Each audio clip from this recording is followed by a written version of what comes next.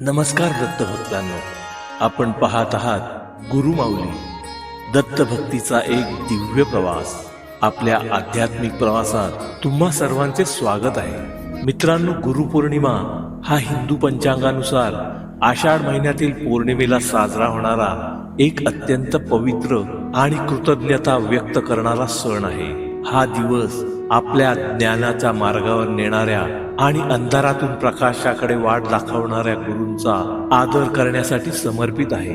महर्षी वेद व्यास यांना वेदांचे निर्माते म्हटले जाते.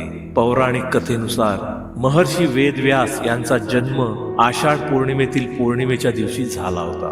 त्यामुळे वेदव्यास यांचा जन्मदिन हा गुरुपौर्णिमा म्हणून साजरा केला जातो. म्हणूनच याला व्यास पौर्णिमा असेही म्हणतात. त्यांच्या एवढे श्रेष्ठ गुरुजी आचार्य अद्याप झालेले नाहीत अशी आपली श्रद्धा आहे. आपल्या देशात अनंत काळापासून गुरु शिष्य परंपरा चालत आली आहे. आपण ज्यांच्याकडून विद्या प्राप्त करतो, मिळवतो, त्याच विद्येच्या बळावर आपण सर्वांचा उद्धार करीत असतो.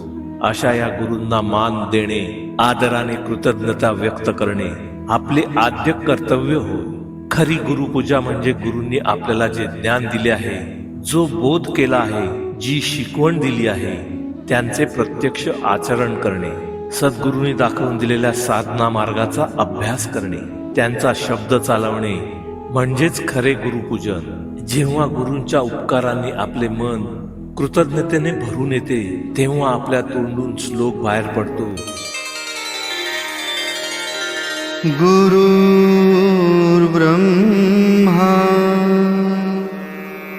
गुरुर्विष्णू गुरुर्देवो महेश्वरः गुरुः साक्षात् परब्रह्म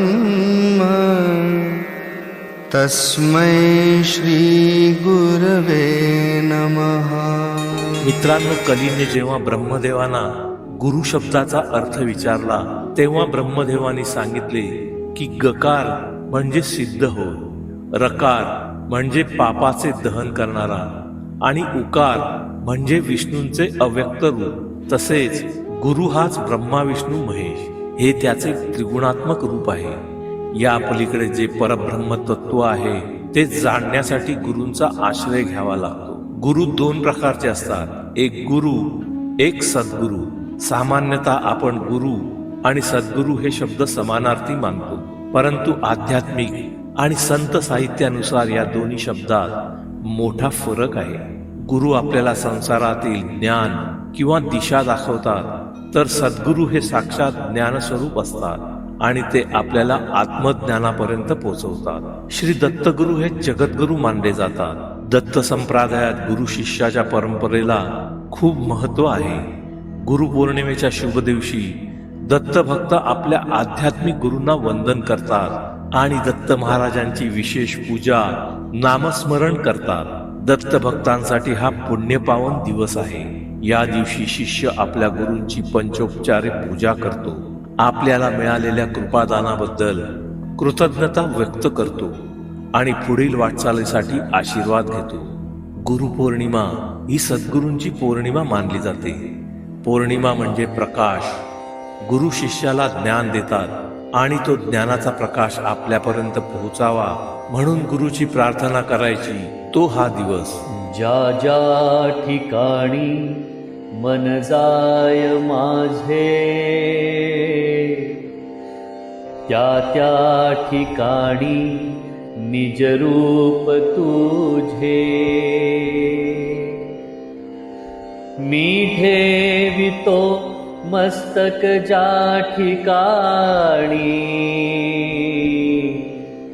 तेथे तुझे सद्गुरु पाय दोन्ही.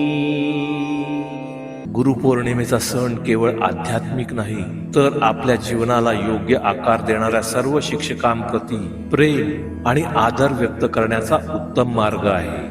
अवधूत चिंतन श्री गुरुदेव दत्त.